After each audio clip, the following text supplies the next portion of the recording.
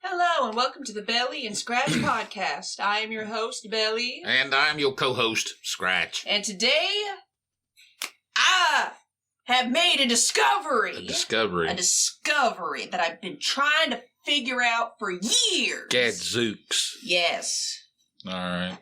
Alright, so. Lay it on me. Alright. Get off me. Now. So. Yeah. There has been, alright, so you know that there's, like, different genres for different type of, like, horror and whatnot? Sure. Yeah. There's, like, you know, psychological horror, there's slasher and stuff like that. Well, apparently there is a plethora of more titles when it comes to books, because sometimes books are able to get away with more stuff, because it's not visually showing you something explicit. Well, that's because purveyors of books are a little more sophisticated.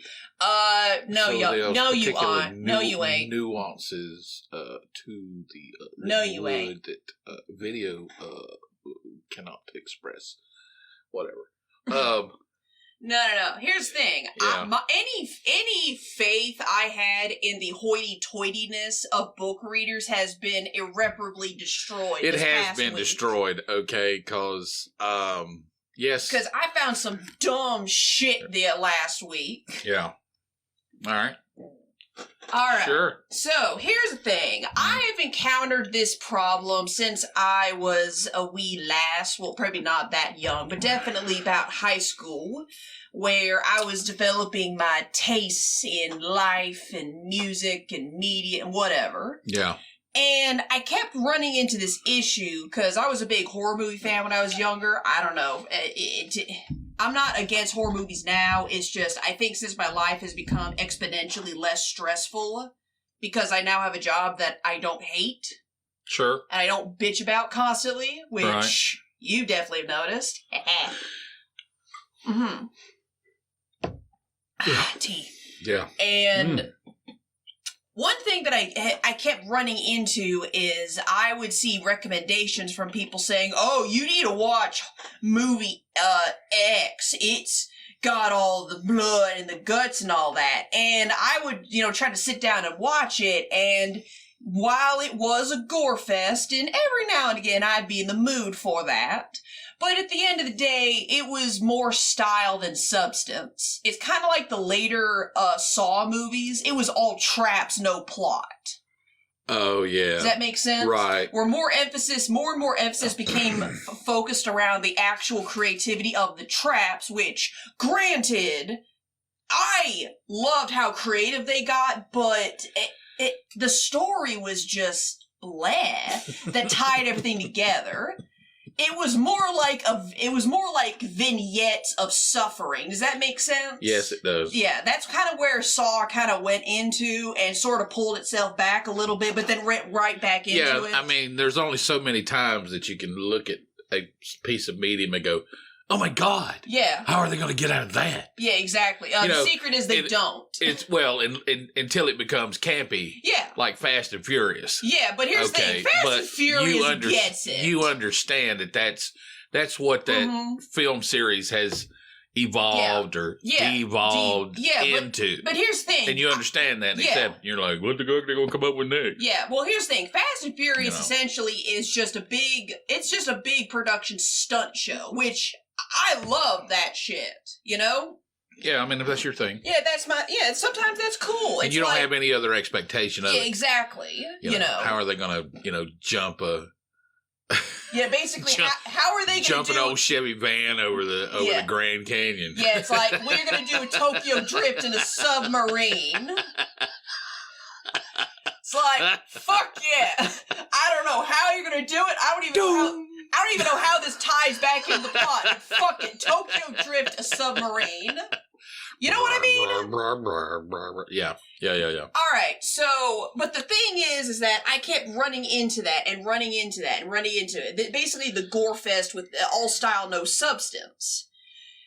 And while that has kind of subsided as of late, thank God. Yeah. There's a little bit of a horror revival. Well, people who actually know how to write a fucking script have gotten their hands on it. That, and right now people get enough gore from their own reality, so Exactly. they're not lining up to throw money at stuff like that. Yeah, more people are a little bit more interested in the fantastical stuff, like vampires and maybe not zombies anymore. Zombies, sort of, kind of, but you know what I mean. Yeah, I do. More fantastical stuff and not realism like Wrong Turn or Scream. Well, Scream. There's a new Scream Last movie. House on the Left. Last House on the Left. Some jazz like that. Basically realistic horror. Right. In my opinion, I don't really care for that type of genre where it's that realistic. First and foremost, if I'm gonna watch something if I'm gonna watch realistic horror, I'm going to watch either a serial killer documentary or a true crime documentary. And number two, I would much rather have a fictional horror experience because, yes, true crime stuff, those people exist. Yes, you have to be vigilant. Do I want to live my life with the constant fear and notion that my next door neighbor just has a machete and is just waiting for a bad day to come knocking on my front door? No! Tuna casserole, god damn it, I'm killing somebody. Exactly. Yeah, it's like, no. I do not like media where it is that realistic in terms of horror. I hate media where everyone is fucking miserable all of the time. There's no reprieve. It's just, ugh. Just misery for the sake of misery. And I keep running into that. Yeah. Which brings me to the topic at hand. I think I found a name for one of those, for the genre, where it's basically gore for the sake of gore, suffering for the sake of suffering. Uh-huh. And I have brought it to you, Scratch, pointing at you, as well as the audience, if you see this tag in a movie, or especially books, you need to turn tail and run. The genre is called Splatterpunk. Splatterpunk. Splatterpunk. Yes. All right. Splatterpunk is essentially the book form of suffering for the sake of it. Gore for the sake of it. Right. All right. And this was brought to my attention. I have seen I watch, the app TikTok. I'm on that. It's almost a lazy style. It is, I'm getting to that. It is very lazy. Because here's the thing. Right. I can do shit like that. Yes. I could possibly, for legal reasons, this is a joke. Yes, it's a joke. I can huff glue and think of horrific things to do to the human anatomy. Speech to text it to Microsoft Word, send that into a publisher, say, hey, I'm the new up-and-coming Splatterpunk novelist. I am JP Morgana. Nice. Yeah. And then it's like, Chainsaw Orgy is now the #1 bestseller in America. Chainsaw. Yes. Copyright, don't steal it. That's my idea. Chainsaw Orgy. Yeah. Oh, that's crazy. Yeah, exactly. So, it's kind of like, it would just be like, that guy, Merengue, what the hell, the people from the show, the IT crowd, they did like a little, I've got to track this down because you've got to watch this. As I'm tracking this down, Splatterpunk kind of came to my attention when all of a sudden on TikTok, there was I saw a couple of rumblings on Book Talk talking about this author who has like, I don't know the guy's name, and honestly, I really don't give a fuck. Yeah. Because this is not my bag. Basically, this dude who's got like 12 or 16 splatterpunk novellas or novels to his name. Yeah.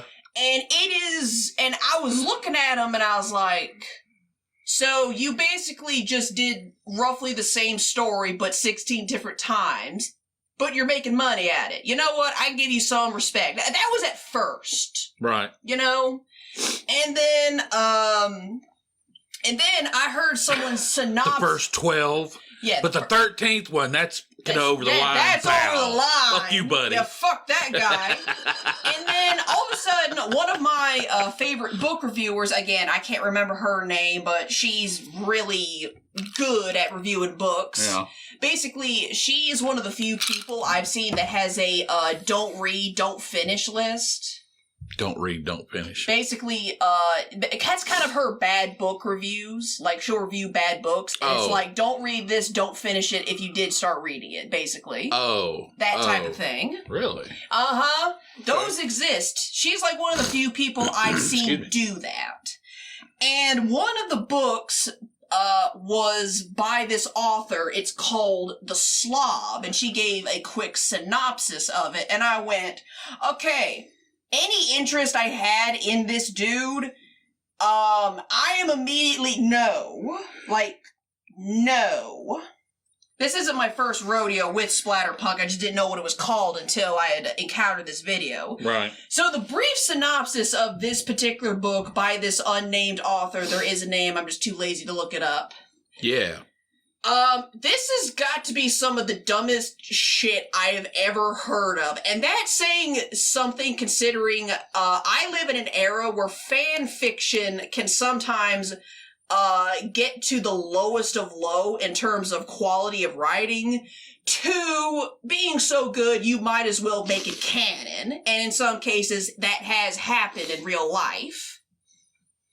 Sure. And this is so fucking stupid.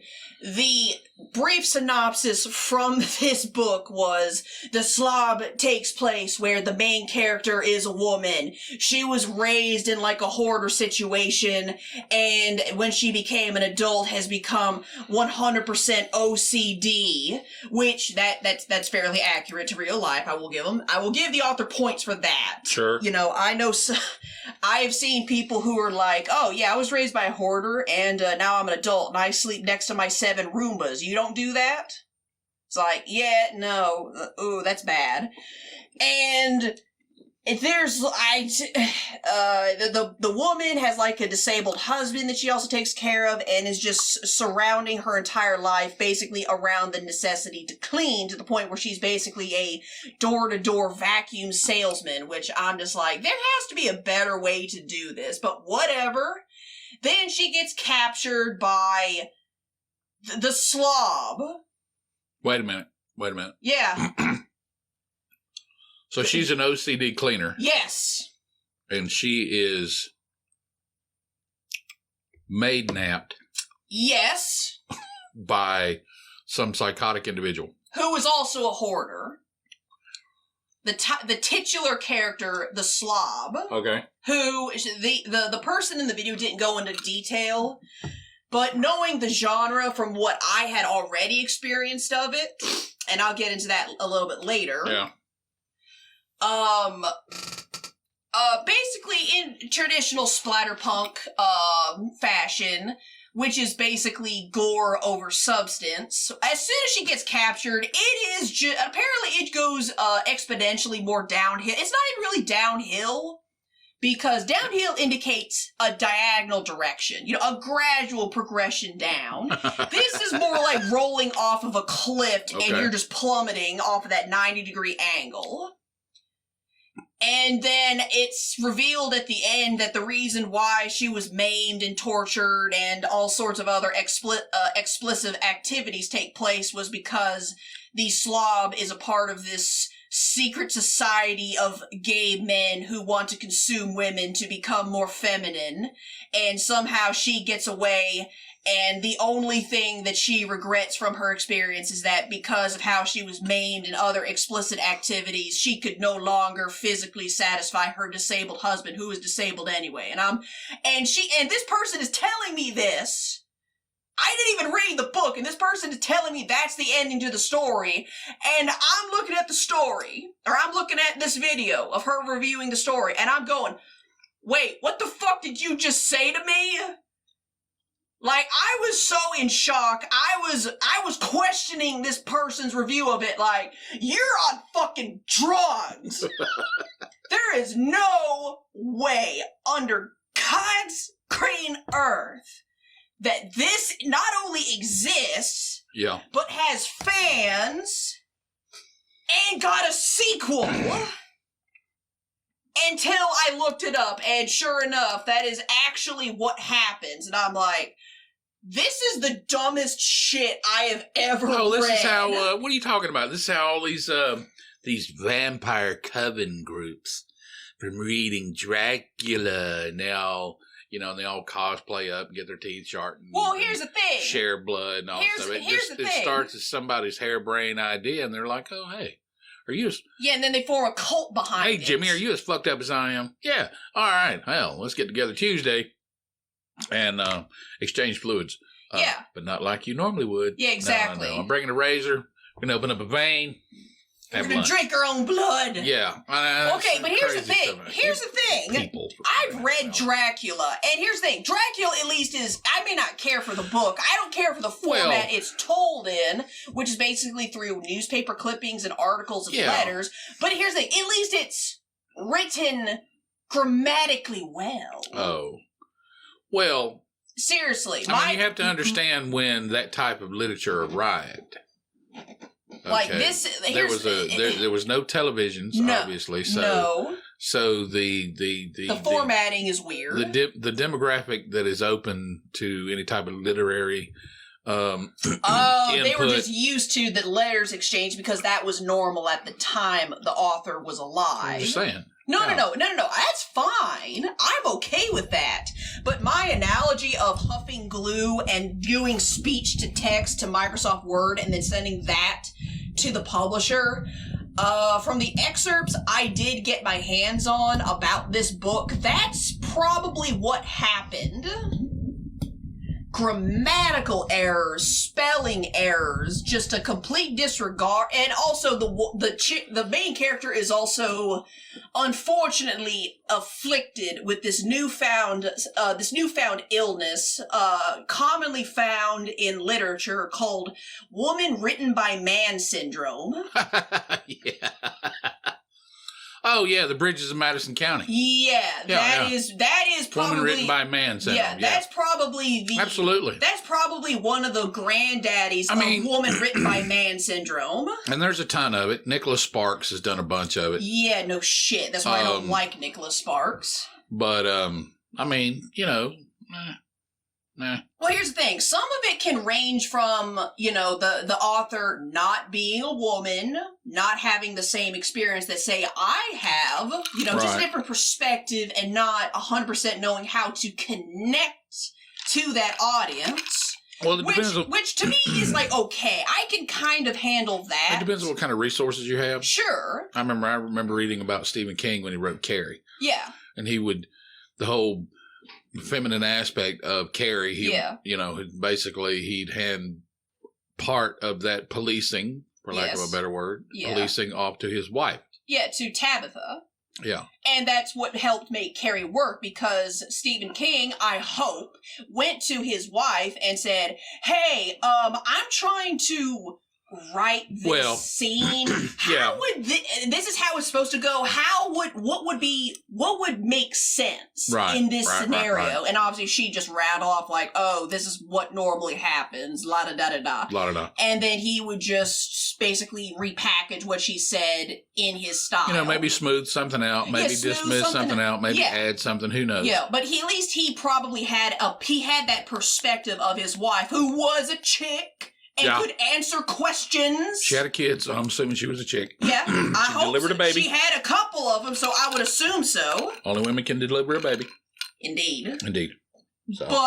But sometimes women written by man syndrome can range from not having that feminine perspective to help rely on to clear some shit up. Usually. And then it can get down to essentially, I don't want to throw around the term misogynistic because everybody fucking does that nowadays. And sometimes it is misogynistic and sometimes it's like, how about we just call it as it is and that they're just stupid, okay? Because usually misogyny, as a rule, you're right, is purposeful. Purposeful, negative connotation, that Correct. sort of thing. But the women written by man syndrome can veer in that direction.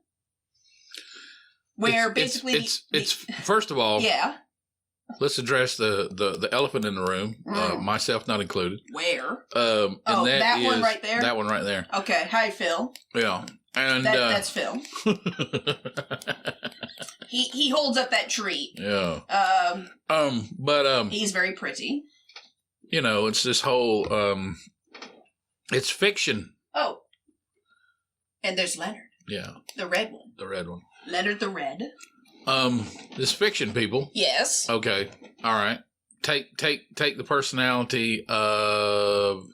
I used, these are good writing exercises. Yeah. Write a short story or write an essay, and then take that essay and go back and write it from, there's a different point of view. A different point of view. Write it from a different gender. Write it from a different race. I don't care. Just to help stretch yourself. Just to stretch yourself. Yeah, I've heard of that. I mean, that's cool. It doesn't mean you have to publish but it's still, it's still fiction. Yeah. I don't know. I mean, this whole thing, if you're a guy, you can't understand women. If you're a woman, you can't understand a guy. I'd say maybe 15%. Mm-hmm. You can't. Yeah, sure. But the rest is...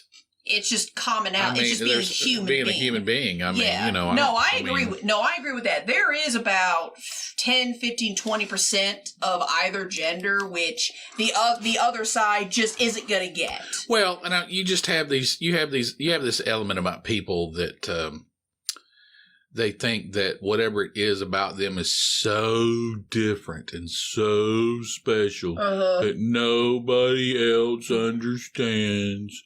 And I know it I do kind of gets on my nerves. It gets on my nerves, and I am kind of making fun of it. But the reality of it is, this is just somebody that's trying to wall himself off from the rest of the world. Indeed. Okay. And there are people that do that to a point that they cannot. I think that's where serial killers come from. They're like, nobody. Okay, you're going to have to bridge that one. Nobody. How the fuck does that make sense? They're no. No. They're such an individual that nobody will understand. And then they just go out and kill Bobby Sue. What? I'm just saying. I mean, it's separating yourself from humanity that gives people, that empowers people to be able to commit certain acts. That's fair. Okay. That tracks, but should be. So. But I just wanted to introduce the genre of splatterpunk. Splatterpunk. Correct. All right. And this also. And also, another reason, not just because of that dumb shit, how I'm basically never going to read whatever that guy writes. Yeah. That's fine. It's not my thing. Not my thing. Because, like I said, I don't like suffering for the sake of suffering. Right. But. Saw 4. How far can we push it? Yeah. I will not lie. The shotgun carousel is my favorite trap. Fight me on it! Seriously, that's a real thing. I'm going to have to take your word for it. Yeah, it's interesting, but it's dumb as fuck. It's like Human Centipede. Okay, I would like to believe that the first movie was just a thought experiment that grew wildly out of control. I'd like to believe that.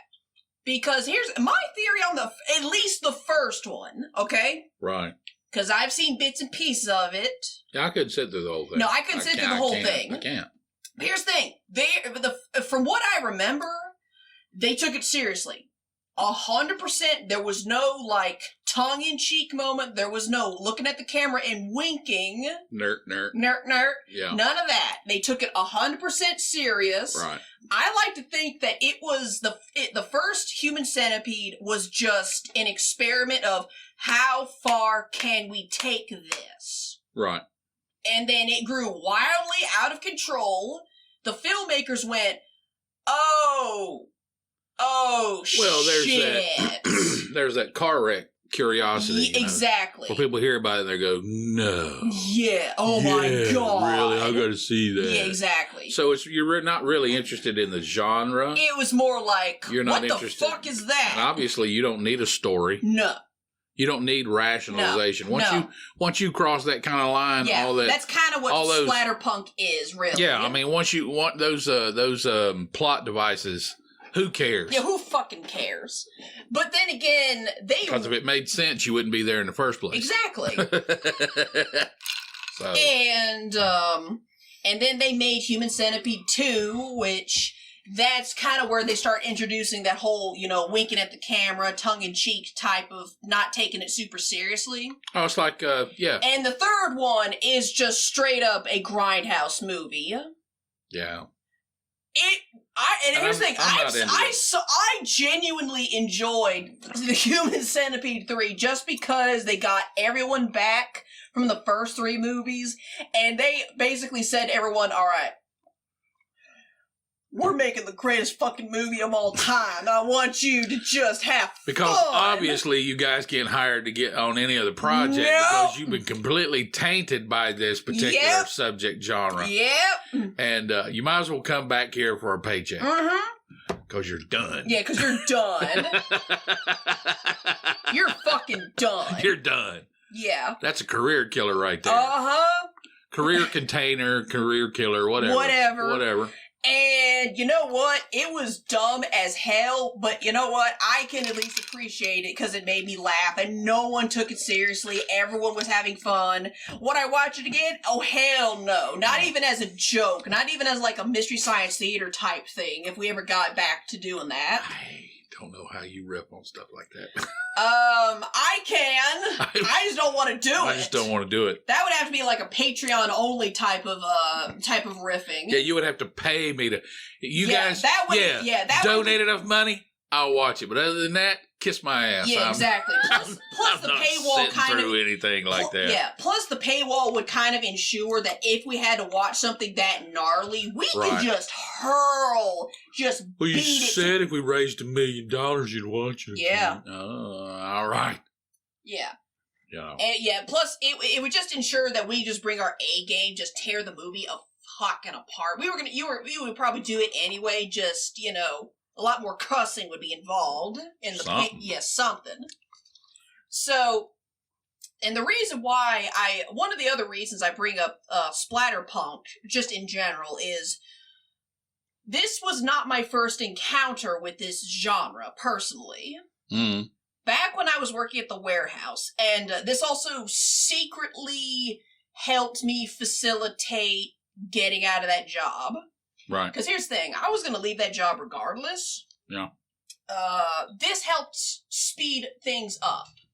Because I have a tendency to realize that if I figure out that my boss is either crazy or a potential sociopath, yeah, I'm probably going to find a way to leave. Hang on one second. No. It's just hot in here and I'm trying to tie my hair up to where it doesn't fall down. Meh. I got long hair. Deal with it. Yep. That should work. Okay. So, when I was working the retail job, I've already told the story about how my boss there fully believed that the way to fix all of the Earth's environmental problems was to ritualistically sacrifice people like the Mayans did. So that helped me kind of get out of that job. You know what I mean? Oh, obviously he had some issues. Oh, no, I consider I have had some really serious issues in my life. Yeah. But I've never come to that conclusion. Exactly. Well, not everybody's you. Okay. All right. But also, not everyone wants to help fix the environmental crises by killing humans. It's I think culling humans. Let's just call it what sit it in is. traffic for 30 minutes without moving, and you'll be like, I wish all you motherfuckers would die. You know? And that was about 5 or 6 years ago, so I don't know how his position has changed in light of the panini, so who knows? I definitely love to I'd love to go talk to him now. I'd love to re-engage somebody like that on that subject. Oh, I would. And see if I can get him to talk about it out in public. Yeah, exactly. If he hadn't quit his job, I would be trying to get back to that store every single day just so I could catch him and ask him, do you still think we should kill people like the Mayans did in order to fix our problems in, post-Panini time, like today? Yeah. It's like, how's that changed for you? How's that working for you, pal? Yeah, how's that working for you when you know your son is in imminent danger at all times, you dumb fuck? Better watch the words you spit out at people. Exactly! Better watch out. Exactly! I mean, if you don't have kids, hey. Sure. But you got kids and families. You better watch what you say. You better watch what you say. Or even if you plan to have kids, you better watch what you say. You don't know what you're about to bring to you. You don't know what you're about to invoke. Yeah, that whole saying, be careful what you wish, you just might get it. Just might get it. You just might get it. And now that's a very secular way of putting it, and of course there's religious orientations of it, but whatever. Yeah. Anyway, so, went from the retail job to the warehouse job, did that for either just under or just over 3 years. And part of the reason I started to kind of leave was, again, my boss was probably less than an ideal person. Right. Because, and this is where we're getting into my first encounter with Splatterpunk. Uh-huh. Where I was working, my former supervisor, the guy that I just detest, and even today, if I see him, he'll be like, oh, hey, go fuck yourself. I don't have to be nice to you anymore. Nope. So, what? You what? You don't want to come back? You don't, people will be like, don't insult your former boss. What if you have to get that job back? I'll tell him, can he hire me back at $30 an hour? Because that's the bare minimum of what I'm making now. Right. He's not going to do it, but if he was desperate enough, I'd press him for more money. Be like, pay me better than your own technicians. That's how I'll come back, you idiot. And then I'm going to make you fire me. Exactly. Whoop your ass. Yeah.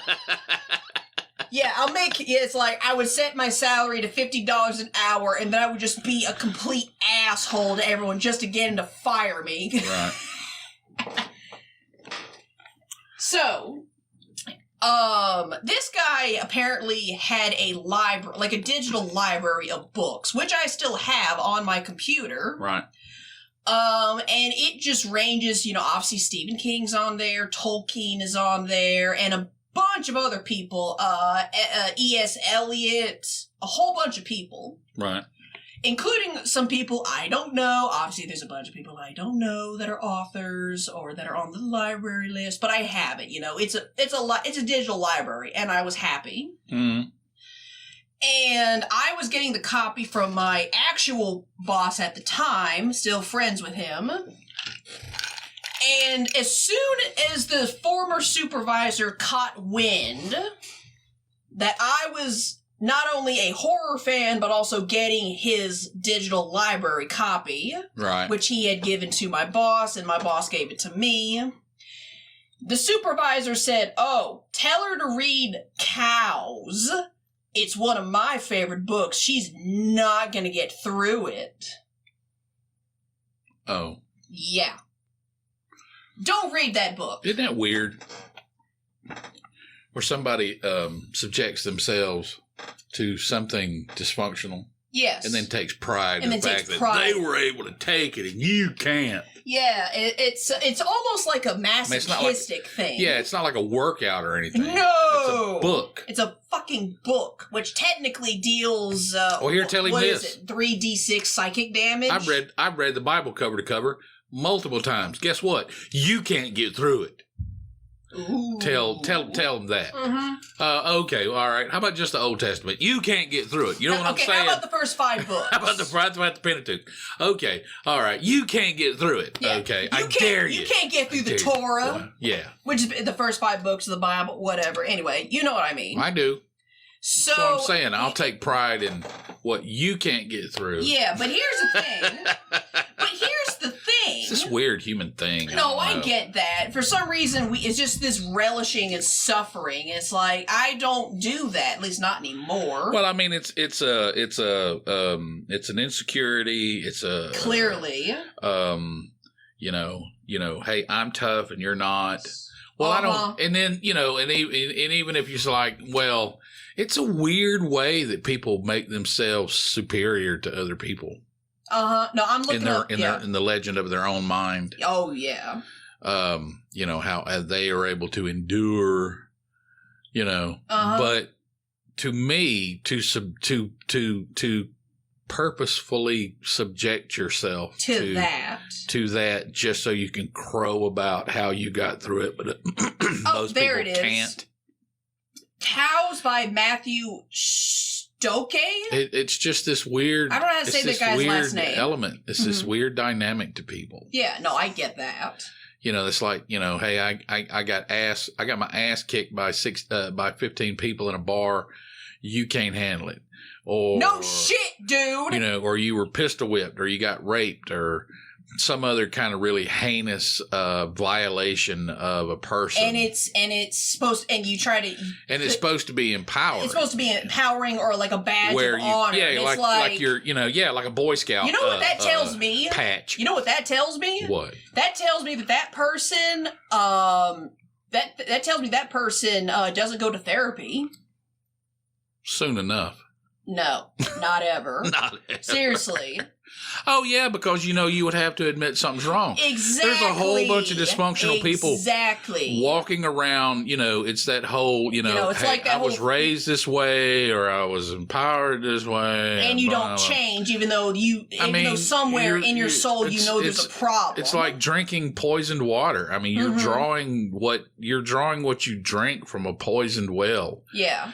And you just keep doing it because it's everything you've been taught. Because it's what you've been taught. And I mean, you have to get to a point where you say, this is out of bounds. It's like this, it's that whole, whatever you subject. I don't care what anybody says. You cannot, if you subject yourself to this explicit type of deviant material on a regular basis. Yes. It's one thing to become involved in it. It's another thing to take pride in the fact that you do it anyway. In the fact that you have the ability to subject yourself. That's like saying, hey, I can stab myself I can stab myself in the hand and I can handle it. Yeah, I'm going to be crippled and yeah, I'm going to be scarred, but guess what? You can't do it. Yeah. I mean, it's just so weird. It's so crazy. And you know what? No, it's not crazy. It's egotistical. Yes, it is very egotistical. It is pure ego-driven. It is extremely ego-driven. You're harming 100%. You're harming your body just in the service of your own ego. This inflated idea of you, which isn't even you. Which isn't even you, yeah. Which is fucked up. I mean, it's just like the wall I hit when I was playing football. Mm-hmm. After my second knee surgery. Yeah. It was like, okay, if you keep playing, you're going to walk funny or run funny or whatever, and there came a point where, how big, and I've got a pretty big ego. Sure. I got the ego from being a zero that went to be a hero. That's normal. And that happens. Yeah, that happens. And then I didn't want to let go. I didn't want to let go of the hero part, which playing football had brought to me. Yeah. And so you were basically at this crossroads. I was at this crossroads. You had to switch gears, or you'd be crippled the rest of your life. Or I'd be crippled, or I mean, you have to you got to step back. I mean, it's tough. Yeah, it's tough. I mean, if you're defined as a certain. It'd be like an Olympic sprinter that gets paralyzed in a car wreck. I mean, and all of a sudden they can't use their legs anymore. Yeah. There's a part of how your entire identity rests on this physical act. Okay. And now you have to completely change gears. And now you got to completely change gears. You essentially have to throw everything out and start from scratch. Yeah, you have to throw everything out. Which I've learned humans don't like to do in general. No, humans don't like to do it, and a lot of people haven't been given the tools to be able to do it. which is unfortunate. Which is very unfortunate. Yeah. But there you go. But kind of the reason why I bring it up is because I kind of went into it and I was like, hell, you mean I can't handle it? Like, I like Silence of the Lambs, or the movie, not the book. In my opinion, the Hannibal books are not as well written as people talk about. Shut up. Don't at me. Yeah. All right? And a lot of people just praise it because it's popular. Sure. You know, like, I mean, I like, you know, here's the thing. In my opinion, if it wasn't for the fact that they managed to get Anthony Hopkins and don't hit Majima. Don't hit my thank you. Don't hit my corgi. Ah, my elbow. Anyway. Got a spare? Shut the fuck up. Pop my elbow adjusting in my chair, damn it. Anyway. So, here's the thing. In my opinion, if it wasn't for the fact that they got Anthony Hopkins to play Hannibal Lecter in Silence of the Lambs, no one would give a fuck about that book series. Probably. Because him and Mads Mikkelsen and the TV show, that's it. Okay? That's it. Right. Those like the only two guys that were holding it together because they tried to reboot it with like Clarice for some reason, and they canceled after the first season because it was so shitty. Well, yeah. Let's be fair. It kind of started off okay. It started off okay, and then it was like, what the fuck? What? Guys, you had a plot. Where did it go? Did you lose it? All right. Did you put it did someone put it in their pocket and they just forgot about it? Standing there at the head of the table in the writer's room going, all right, how can we be sad and morose for the rest of the series? Without a break. Without a break. Yes. We need to have at least 4 people commit suicide and blame our show. Yes. And, you know, I mean, how do you have those conversations? I don't get it. I mean, you know. Anyway. So basically, I initially took up the challenge of reading this book, Cows by Matthew Stoke, or however the fuck you say his last name. It looks like Stoke, but there's an O-E at the end. It's weird. It looks like some kind of, I don't know. Northwestern Europe. Sure, I mean that's fine, Finland, but Norway. No. I'm not mocking his name. I just don't know how to say it because I just read it. That's where that style of usually of name comes from. Comes from. Yeah, that's fine. And here's the thing. I had never encountered Splatterpunk before this. So what I was mentally trying to prepare myself for was, okay, Cows, you know, there was like a little synopsis before you start reading the book. You know, guy tries to, he gets a job at like a slaughterhouse and he's just trying to get out from under his mom's roof and horror ensues. And I'm like, oh, okay, whatever. Weird plot. But do you torture animals? I don't want to talk about it. Oh. Yeah, I don't like that. I know. It's like, it's almost this fever dream. I'm not going to get into the details of what happens. I understand what you're saying. Here's the thing. Here's what happened. I was thinking like, you know, maybe a slasher type deal. Maybe he just gets psychologically broken by just doing his normal job. You know, stuff like that. Right. Stuff that requires thought. You want to give him humanity. Yeah, basically, I just wanted humanity. And they have just a gore machine. Yeah, this was Splatterpunk. Yeah. And I had never encountered Splatterpunk before this, and I was basically the whole time. I didn't finish the book, by the way. I tapped out after about 5 or 6 chapters because the entire time I'm waiting for like the one character that's not an irredeemable asshole to show up and say, "Hey, stop this. Get some help. Just stop it. Just stop it." Yeah, you know? Right. The main character is fucked up. Do you need a hug? Yeah, the main character is fucked up.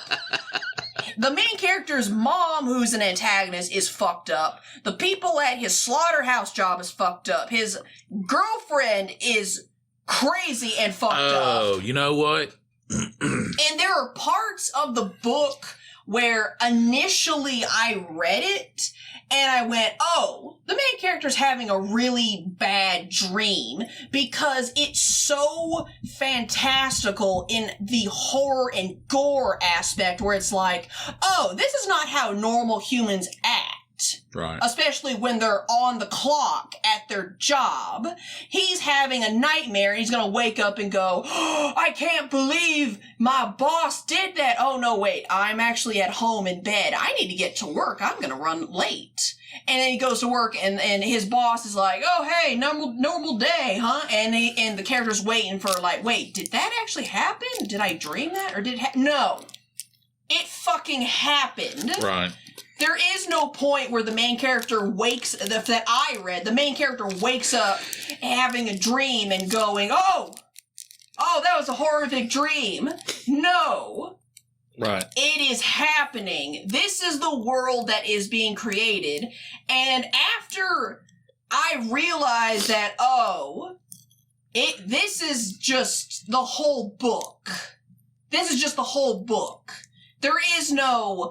he's gonna wake up and it's a dream. There is no person coming in and going, hey, do you need a hug? We need to get you to, like, a therapist, or we need to get him to a therapist. There's no redemption. There is no redemption. And when there's no redemption, it's hopeless. Exactly. And nobody likes hopelessness. No.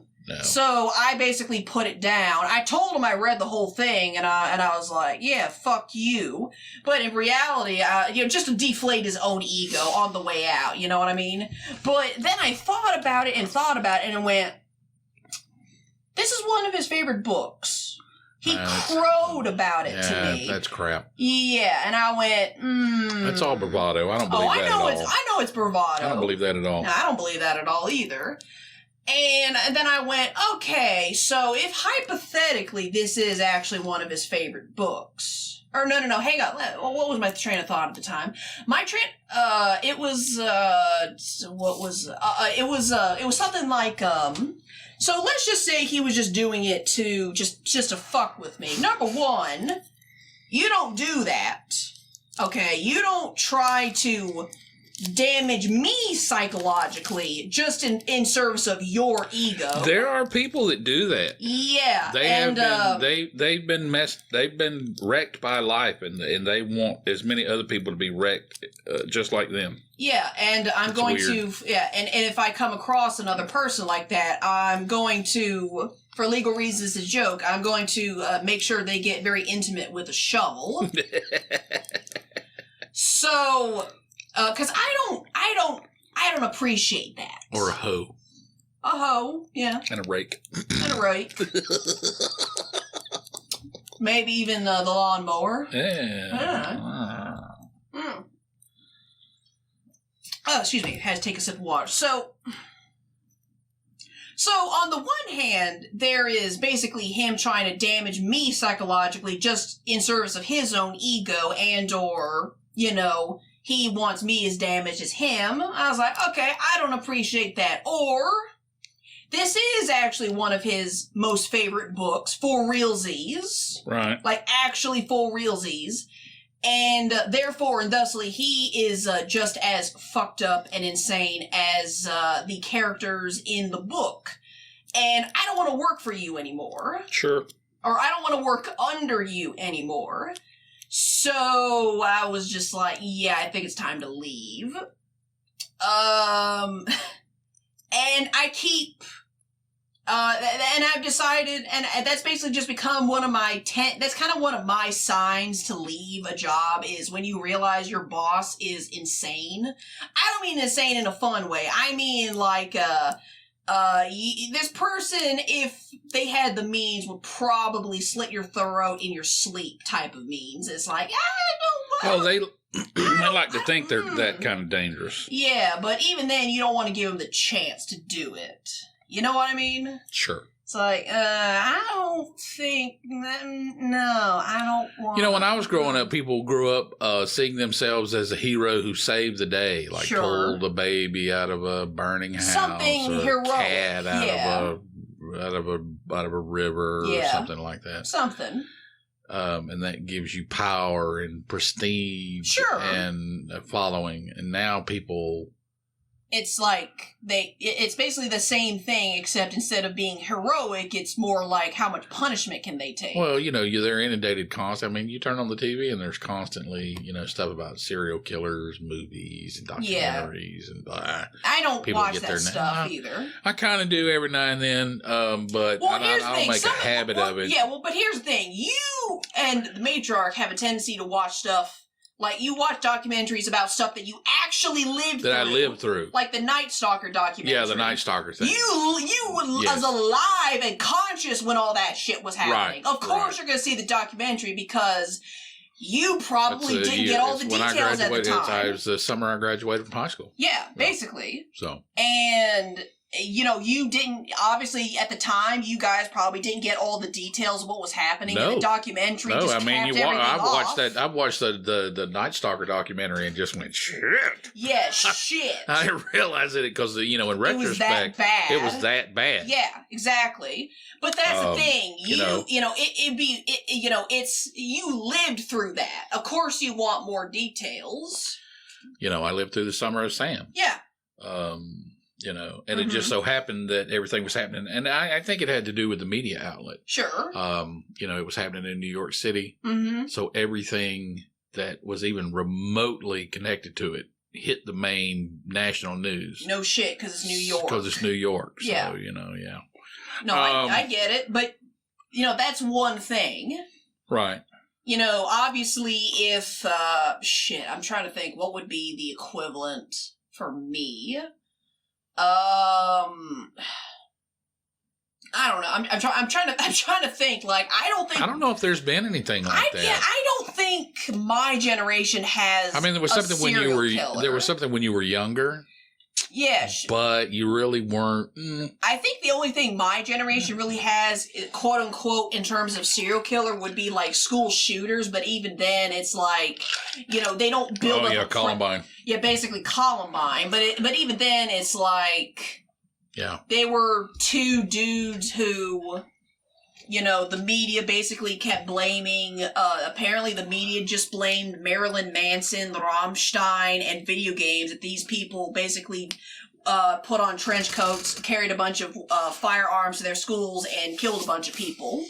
And they're the reason I never was able to wear trench coats in high school, because I want to fucking wear trench coats. I still do. But they didn't get rid of shooter games. No, they didn't. And that's exactly what they did. Yeah. They went in there and lit that school up like a shooter game. Yeah. That's exactly what they did. Sure. Yeah.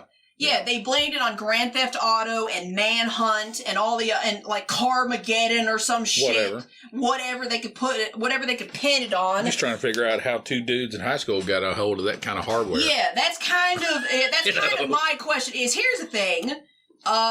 Grand Theft Auto, as violent as it is, and I don't care for that type of gameplay anyway. It's just not my bag. Yeah, it's not my thing. Yeah, not my thing. I prefer Saints Row because it makes me laugh.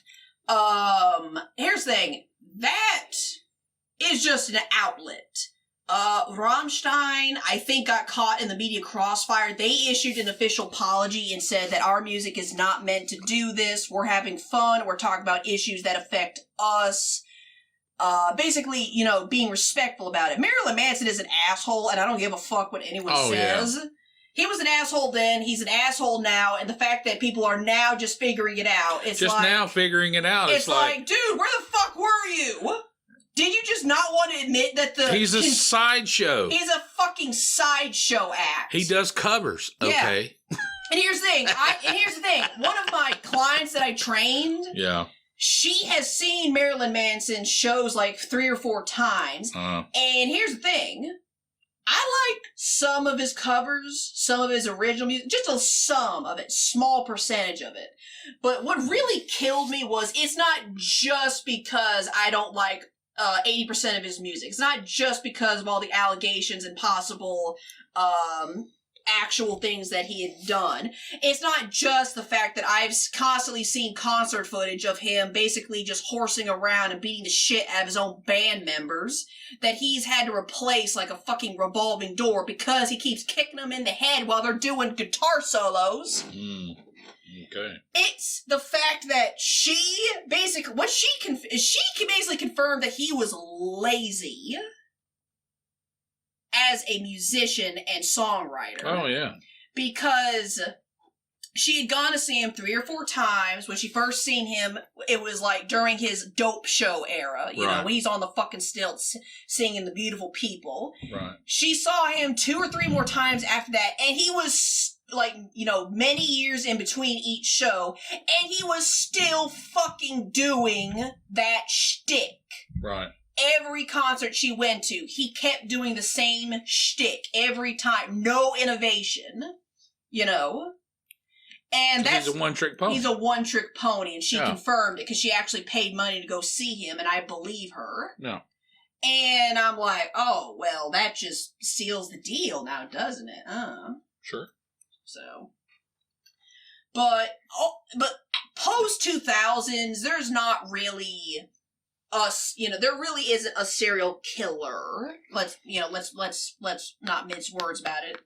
School shooters, that's kind of it, really. But here's the thing, they don't build up like a persona or air of menace. It's like one day it happens and then everyone's dead, including the guy that was shooting up the school. Yeah, your generation's boogeyman is right there on the television. Yeah, exactly. The news talk about it constantly. Yeah, how about that? They're just looking for somebody to fit into that. Orange man, Russian man. Who gives a fuck? Who gives a fuck?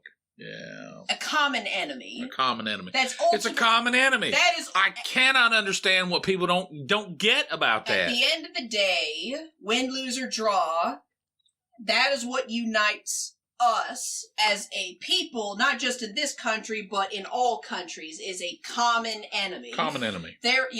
All of us can get together to fight the common enemy, therefore we don't notice any petty squabbles or major squabbles happening. On our own turf. On our own turf. That's what used to make me crazy about when a couple of administrations ago was constantly talking about North Korea.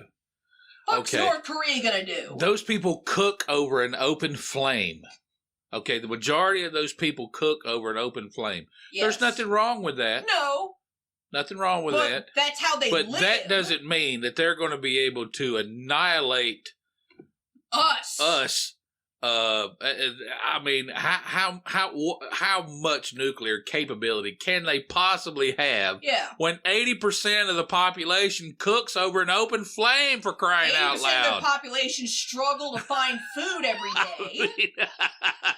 Honestly, if it wasn't... I'm not being glib. I'm not making fun of these people that are in the facts. Hey, you know what? Life is life. Okay, if you have electricity, that's fine. If you don't have electricity, you make a living anyway. Hey, you know what? 200 years ago, people lived just fine without electricity. What I am saying is, I don't accept that North Korea was a threat for a world war when 80% of the population cooks over an open flame. I just don't. Okay, don't call me an ass. Don't call me a... it doesn't have anything to do with political ideology. It's like what are you talking about? What are you talking about? Their own people can hardly feed themselves. What makes you think they're capable of like a grand scope invasion? Exactly. Does that make sense? Exactly. I just don't. I mean, so honestly, if it wasn't, so the whole common enemy perspective is, if it wasn't for the fact that they're so close to Russia and China, who theoretically and possibly are capable of such a feat, right? There wouldn't even be. If it wasn't for the fact that North Korea is so close to those two juggernaut states, there wouldn't even be a North versus South. It would just be Korea. I think the whole North versus South is. I think that contest ended a long time ago. It did. I really believe that. If North and South Korea, if that particular peninsula was not a peninsula, but was like an actual fucking island somewhere closer to the Pacific Ring of Fire, like further away from Russia and China, there wouldn't be a North and South. It would just be Korea. Yeah. Because, there's no one looking at them. Yeah. You know what I mean? Right. You know, because China fucking hates Japan, so if they decided to go rogue, you know, they're not going to have any qualms about punching them in the face about 5 times. But, you know what? Yeah. This common enemy stuff, that's just how it is. That's just how it is. Nerd. Okay. And, you know, I could see the common enemy building about, you know, that's why zombies was so popular for so long. Why they kept just throwing it at us and throwing it at us and throwing it at us, because we didn't have a common enemy. Yeah. Yeah. And even then, with the panini, the common enemy is what? A disease that we can't fight with our fists? That's not a really good common enemy. No. You know. Well, not for the powers that be. Not for the powers that be. You know, that's a. So now the common enemy is the people who, you know, they choose not to be vaccinated, or they choose not to wear a mask, or A, B, C, D, F, G, when, you know, herd immunity starting to pick up. Yep. People actually do get vaccinated. You know, we're not seeing record numbers of people die in the hospital anymore. Nope. You're definitely not, and you're in the field. Well, I have to say that. You know, I'm not saying that the panorama is fake. I'm not saying that. No. I'm not saying the disease is not real. I've seen too many people die. Yeah. And not just and honestly and truly, the majority of people didn't die from the panini. Mm-hmm. They died from other conditions that they had that the panini just exacerbated. The panini either exacerbated or caused the establishment to turn their resources away from. Like, there's all these people now that are dying of cancer because they didn't get treated during the last 2 years, or all these people that are dying of cardiac conditions because they didn't all focused on the panini. It was all focused on the panini. Yeah. You know. That sort of thing is happening. Yeah.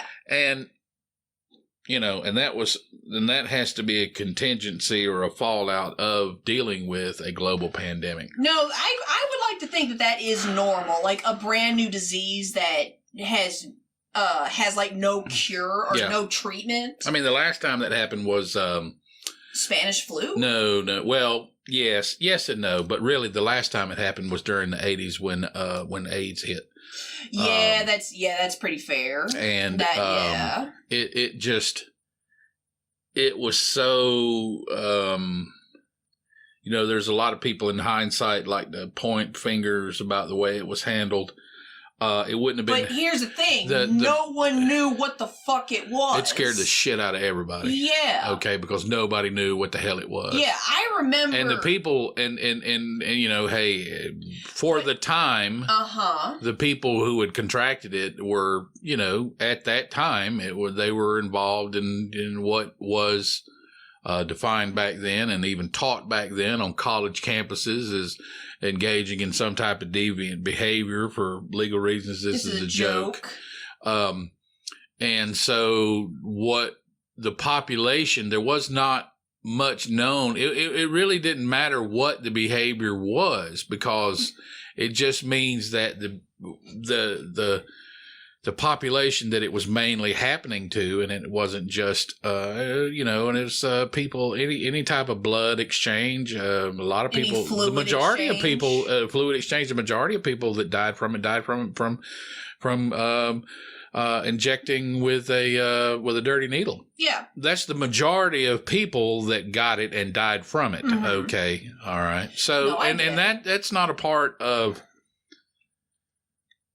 that's not a part of, an agenda. I mean, what is normal society anyway? But the mainstream, the main demographic of people did not engage in that activity, so it scared the shit out of everybody because you didn't. You just didn't know. You didn't know. You didn't know. Yeah, I remember in high school, back at the Career Center, one of the first classes I took before I settled on the digital arts program was a health class, because I was more familiar with that. Sure. No dir. Most of my family is in the medical profession. Well, this half of the family is in the medical profession. Yeah. Yeah, there's another branch that's mostly scholastic stuff, but that's not my family. Yeah, education and medical. Yeah, education and medical. That's our family mostly. That's our family mostly. Yeah. And there's nothing wrong with that. Nope. You know, but I remember there was this one, I don't know why, I could never shake this particular exchange when the teacher was talking, and here's the thing, the teacher was an actual, like, nurse. Like, she wasn't just some chick reading out of a textbook. She actually knew and studied and knew what the fuck she was talking about, you know? Right. And I knew what that looked like in someone, you know, so I didn't give her a lot of shit for it. Right. No dir. No dir. So I remember, but for some reason this always stuck with me. She had, there was like this, we had gone on the subject of the AIDS crisis of the late 80s and 90s. And she was talking about how even at the time, you know, even if there was like little fiats of information that got spread out, there would be, she used the example of a teenager or a teacher at a high school would contract AIDS, and then the word of mouth would spread that they had it, and then all of a sudden parents would be like, I am not allowing my children to come to that school because this one particular person has that disease. And she was talking about how disgraceful it was because of the information that was already available, but they still chose to do that. And I was confused. Yeah. Because it's like, okay, number one, most people are not you. Correct. Who are medical personnel or even family members of medical personnel. And I can tell you two, people didn't know how it was spreading. No, they really didn't. You know. They did not know how contagious it was. I mean, I can even remember she's calling it disgraceful that they would try to protect their own children from something they had no frame of reference for. Like, It was just weird. It weird. Always stuck with me. That's kind of like virtue signaling type of thing. And that was how dare you tell me how I need to raise my children when it comes to something like that? Exactly. It's like, what? Okay. Huh? You're half-assing. Okay, I will admit that I am. If I was a non-combatant and didn't know what I know in the medical field, okay, so you're a non-medical person, you know nothing. I guarantee you that the majority of people, medical people, you only knew maybe half. Half, if that. Okay, and if you knew more, you couldn't talk about it. No shit. Because this type of social shunning, shutting people down because they express a particular viewpoint. Yeah. That was going on back then too. No dirt. So if it's my kids and it's my tax dollars and it's my, I get up and I put them in the car and I put the gas in the vehicle to take them to school. I'll do what the hell I want to, lady. Yes. Dude. Whatever. How dare you tell me? And there's a lot of that going on today about the government stepping in on what parents ought to do. But how dare you try to tell me what I need to do with my children? Okay. But here's also the thing. You care about your kids. I do. You know, because like we were talking about when we first got started. You don't like what we teach them, then take them out of school and teach them yourself. I did. Yeah, you did. I did. Yeah, you did. Okay. There you go. There you go. But here's the thing. You actually, not only did you actually do it, but you cared enough to do it. Yeah. Because, you know, like one of the first initial subjects that we talked about when we first started this podcast was, you know, a lot of people, you know, with this, you know, this virtual learning stuff, a lot of people basically woke up to the fact that they raised a bunch of monsters. Yeah. And now they were stuck with them. Now they're stuck with them. So let these kids do whatever the hell they want to, exactly. And then all of a sudden they can't pawn them off on the education system for 2 years. Yeah, and they got to deal with them. Then they got to clean up the mess they made. Exactly. You know. So that's kind of the main difference. You know. So I think honestly and truly that could be ultimately one of the more positive outcomes from the panini. Possibly that it forced the family to re-engage. It forced communities to become communities again. Yeah. It forced people to become groups of people and community. Yes, I believe in I believe in the rugged individual. Yes. I also do see a place, a very important place. Yeah. Of the community support. I don't see that as primary. Mm-hmm. I don't think it should be primary. I think rugged individualism should be primary. Yeah, but no man is an island. And you know, you can do it without help. It's really tough, but you can do it. But I didn't turn I wasn't completely negative to that aspect of it. I mean, I would say, you know, 75%, 60, let's do 60-40, yeah, okay? 60-40. Rugged individualism and community, it takes a community to raise a child, raise a family, whatever. Okay, 60-40.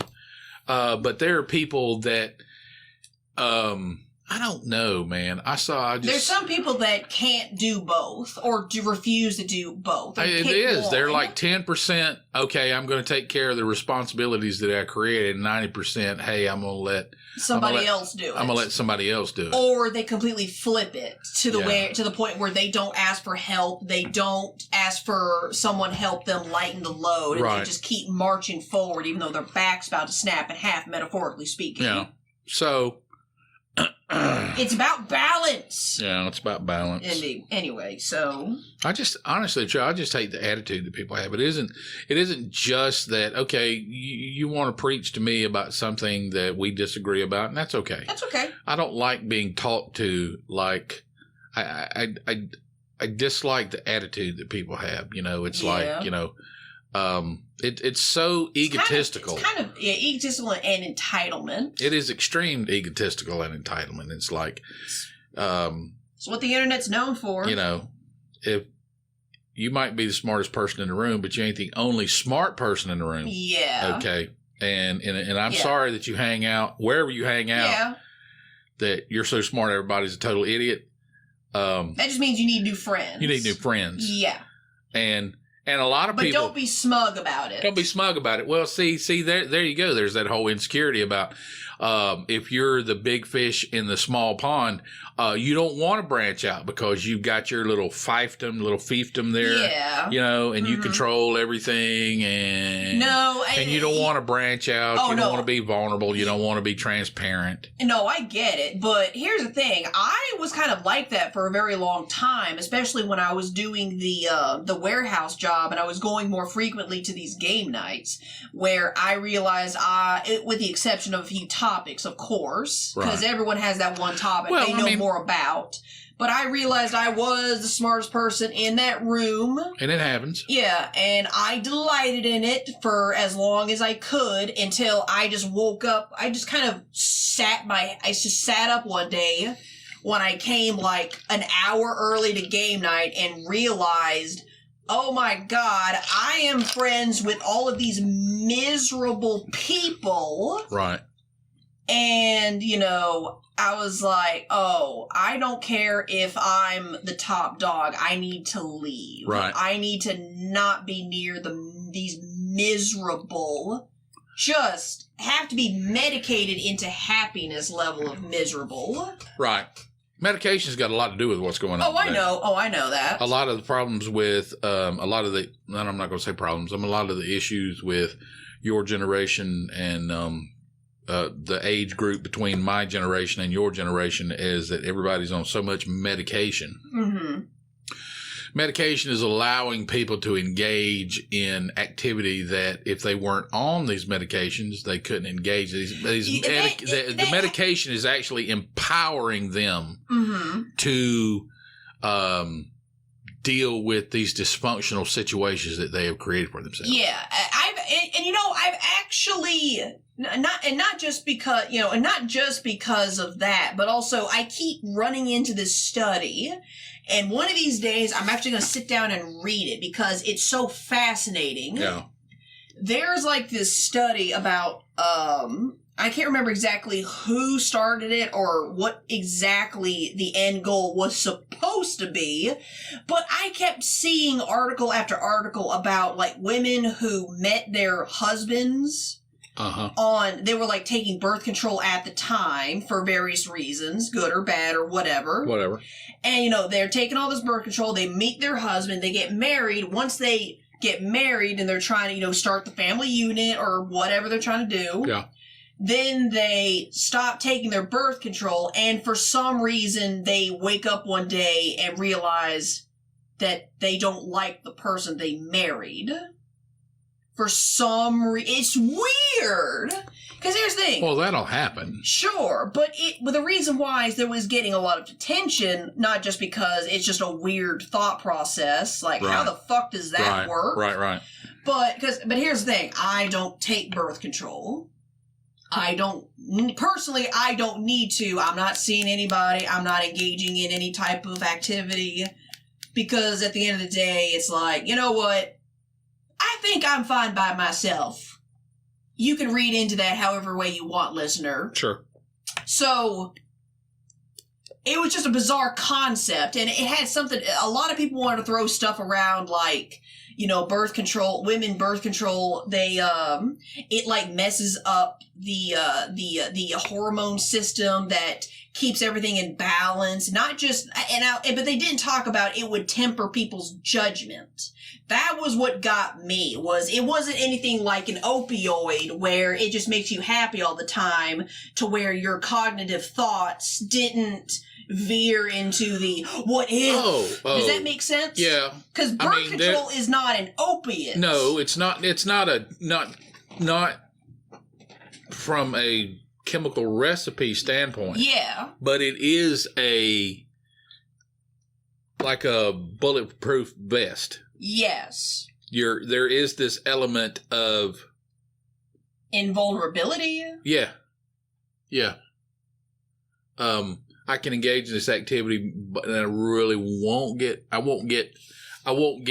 that outcome. Yeah. Okay, it's like a cop wearing a bulletproof vest. I can get shot.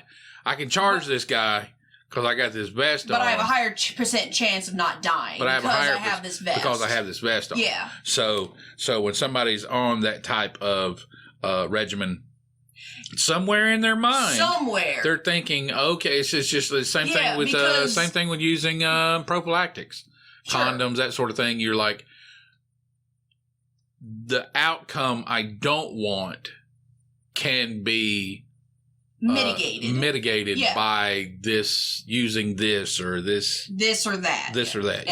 Yeah. So it does change how the individual looks at a situation. Yeah. Not only that, but I also believe that I've also read stuff about how there's a couple of people there's a couple of individuals, mostly chicks, of course, because why not? Sure. That's cool. Yeah. It makes sense. And I've seen stuff about it messes up the hormone system, so any biological like gut feelings is altered. Really? And I've even seen stuff where it engages the spiritual aspect, like the woman's intuition, how birth control can hamper that aspect. I am willing to entertain. I can entertain no that. Shit. Sure. Because I personally do believe in the woman's intuition. Because why wouldn't I? Yeah. Why wouldn't I? Right. But it's this weird phenomena that I am very interested in, and I kind of want to study it a little bit more. This whole thing about, I met the love of my life, but I was taking birth control, and then all of a sudden we get married, and we're trying to have kids, or we're trying to have a family. I go off the birth control. The reality of what you have chosen to do. Yeah, and for some reason, after they get off the birth control, it's like, I don't know love what you it anymore. is. And that's exactly why I want to be like, wait, then what the fuck happened? You know what I mean? Right.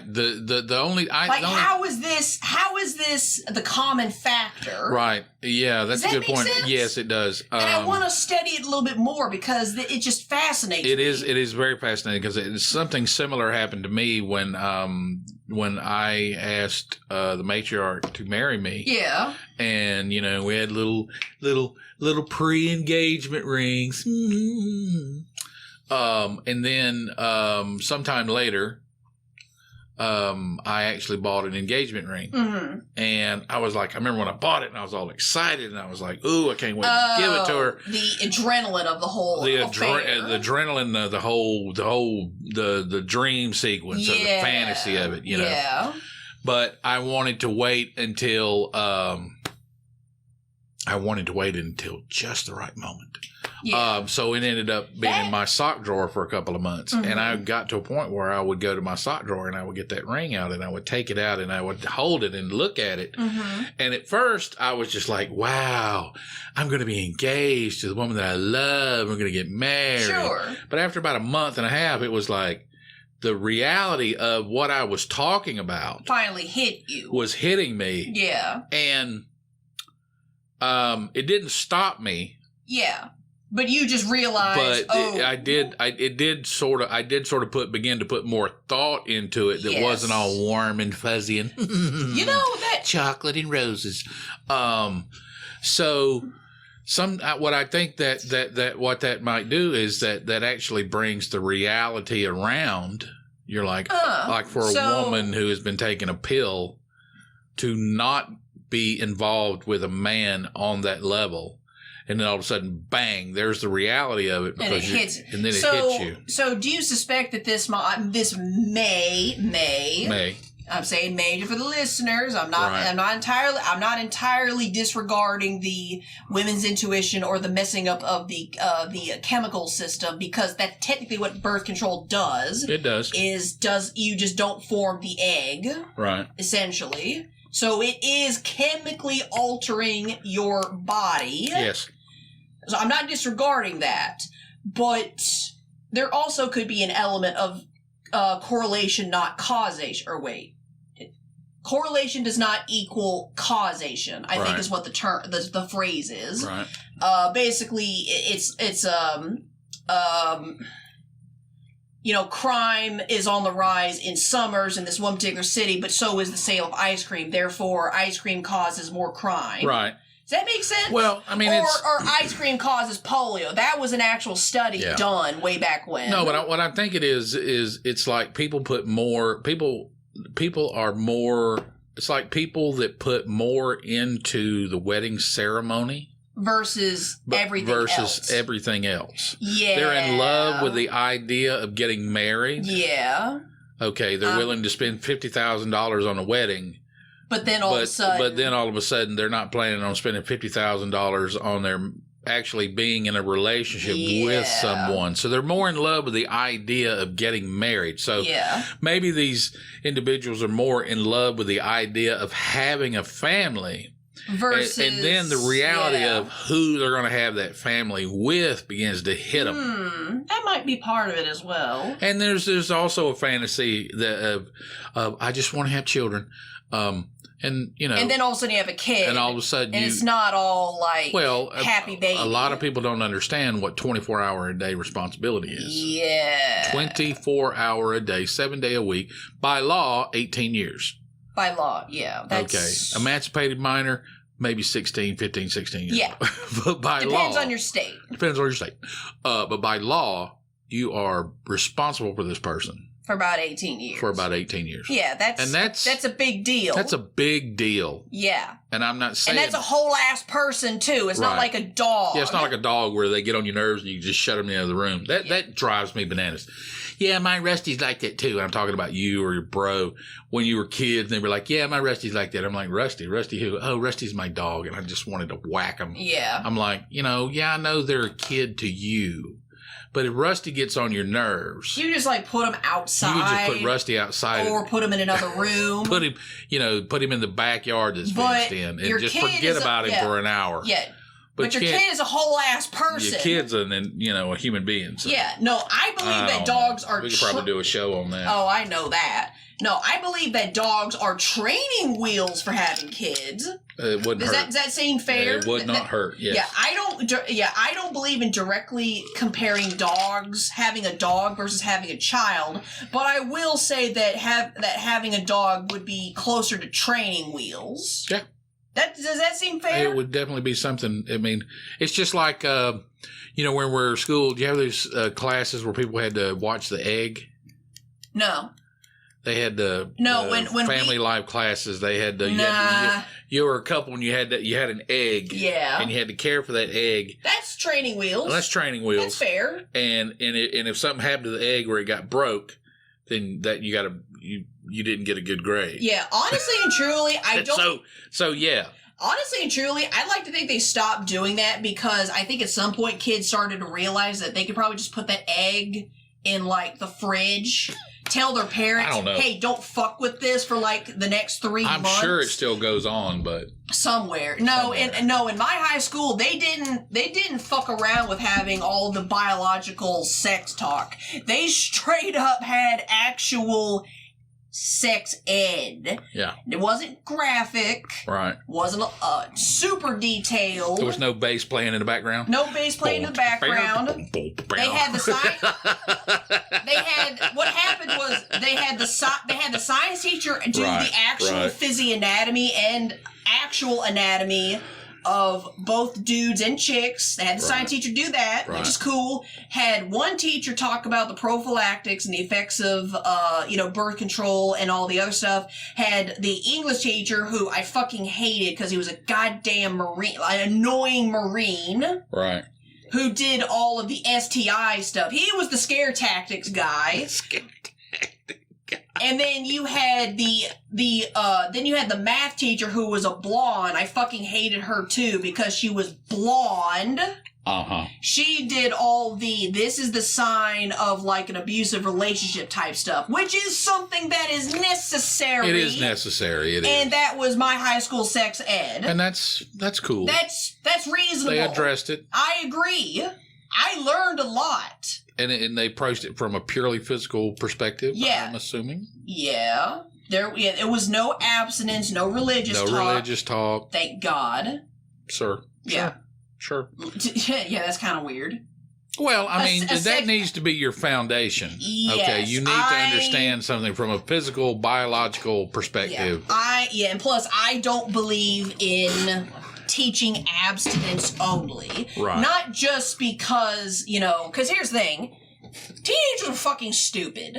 Let's be fair. Well, they're growing up, their hormones they're hormonal, and their brains haven't fully developed. No. Technically, your brain does not fully develop until you hit about 24, 25, 26, somewhere in that 3 years time span. Yep. So teenagers are stupid and make stupid decisions. That's why there is an entire genre of horror dedicated to teens getting killed by making stupid decisions. Let's be fair. That's a good point. Let's be fair. So here's the thing. In my opinion, teaching abstinence not only creates problems, it can also damage any faith, actual faith the teenager had in God. Because sometimes they'll use scare tactics like, if you have sex, you're going to hell and God hates you. It's like bad stuff. That is some dumb shit right there. Dumb. It's like your kid's afraid of the hospital. Your kid is scared to go into the hospital because of the doctor, and you tell him like, if you don't stop crying, I'm going to tell the doctor to give you a big painful shot. Well, that's not helping Margaret. That doesn't help. That doesn't help Karen. It actually makes the job harder. Right. And then it doesn't improve anything. Yeah. And then your kid's like 37. He broke his foot, but he's scared to death to go to the hospital because he still can remember that moment when you tell him that Jesus didn't love him because he wouldn't stop crying at the doctor's office when he was 6. Yeah. Sorry, that's a weird tangent. It does happen. Yeah, it does happen. I've heard it. And if abstinence only, in my opinion, you also don't teach them how their body works. To me, that is the most important aspect. That's the worst part of it. Yeah. Because when their body stops working or does something, then they're all freaking out because they don't know anything about it. Yeah, it's like it really doesn't matter. Like it's like if you're taught abstinence only, then all of a sudden you wake up one day and you realize there's blood in the toilet when you just use the bathroom. Right. No one prepares you for that. Right. When you do that, it's like what information. Right. Anyway, so just something that I have issues with. I'm glad I took that nap. It was a long nap. Yeah. I was tired because I worked out. I did, this past Saturday while I was waiting, I had an hour in between clients. I did, back, chest, and bicep. Cool. So I was tired, and then my chick stuff started today. Oh, boy. So that probably made it last longer than it was necessary. But, no, we're here. Yeah. But I'm good. Did all things, prepped. Because I, got this down pat. Cool. Yeah, I just wanted to come on here and talk about Splatterpunk because I just wanted to warn people. Woo! Alright. Yeah, I think I'm good. You good? I'm good. Alright, I'm tired. Alright, well, that's it, folks. I was your host, Bel-E. And I was your co-host, Mr. Scratch. And we'll see you guys next Tuesday. Next Tuesday. Bye. See ya.